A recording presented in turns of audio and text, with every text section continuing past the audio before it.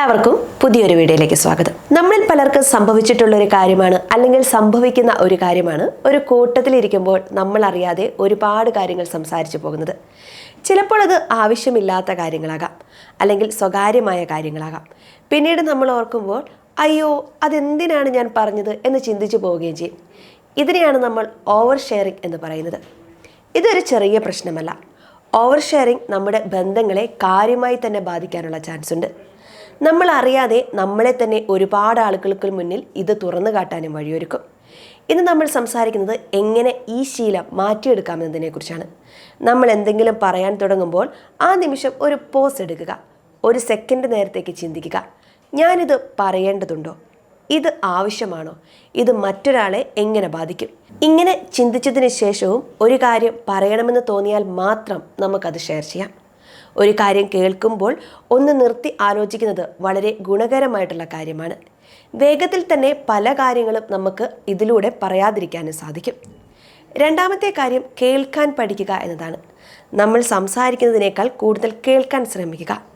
ഒരു സംഭാഷണത്തിൽ മറ്റുള്ളവർ എന്താണ് പറയുന്നതെന്ന് ശരിക്കും ശ്രദ്ധിക്കുക. അവരുടെ വാക്കുകൾ, ശരീരഭാഷ, അവർ പറയാൻ ശ്രമിക്കുന്ന കാര്യം, ഇതൊക്കെ മനസ്സിലാക്കുന്നത് വളരെ ഗുണകരമായിട്ടുള്ള കാര്യമാണ്. പലപ്പോഴും നമ്മൾ മറ്റുള്ളവർ പറയുന്നത് കേൾക്കുന്നത് അവർ പറയുന്നത് പൂർത്തിയാക്കുമ്പോൾ നമുക്ക് എന്ത് പറയാം എന്ന് ചിന്തിച്ചുകൊണ്ടാണ്. അത് മാറ്റി ഈ നിമിഷത്തിൽ അവർ പറയുന്നത് പൂർണ്ണമായും ഉൾക്കൊള്ളാൻ ശ്രമിക്കുക. മറ്റൊരാൾക്ക് സംസാരിക്കാൻ കൂടുതൽ അവസരം നൽകുക. നിങ്ങൾ ഒരുപാട് കാര്യങ്ങൾ പറയേണ്ട ആവശ്യമില്ല.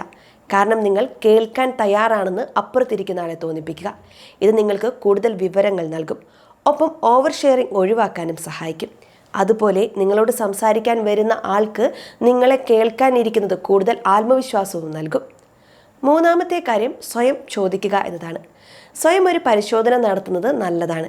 എന്തെങ്കിലും പറയുന്നതിന് മുൻപ് ഈ 3 ചോദ്യങ്ങൾ സ്വയം ചോദിക്കുക. ഇത് ശരിയാണോ? ഇത് പ്രധാനപ്പെട്ടതാണോ?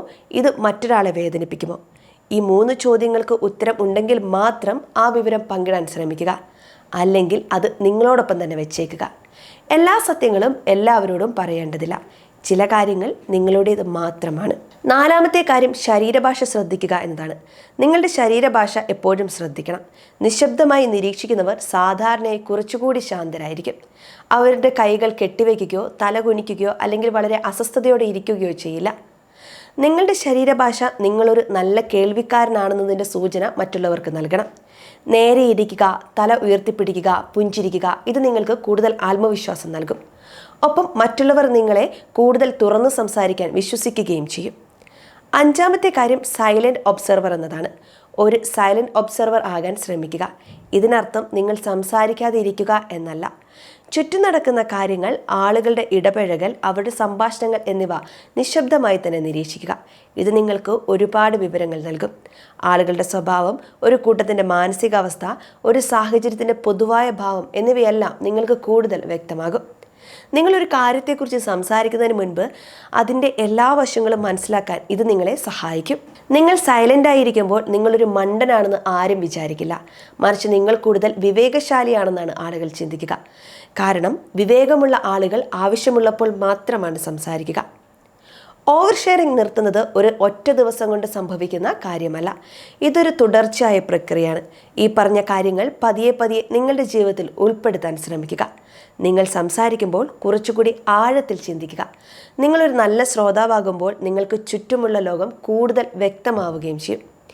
അടുത്ത തവണ നിങ്ങൾ എന്തെങ്കിലും പറയാൻ തുടങ്ങുമ്പോൾ ഓർക്കുക, സംസാരിക്കുന്നതിനേക്കാൾ കൂടുതൽ കാര്യങ്ങൾ നിശബ്ദതയിലൂടെ കമ്മ്യൂണിക്കേറ്റ് ചെയ്യാൻ സാധിക്കുമെന്നത്.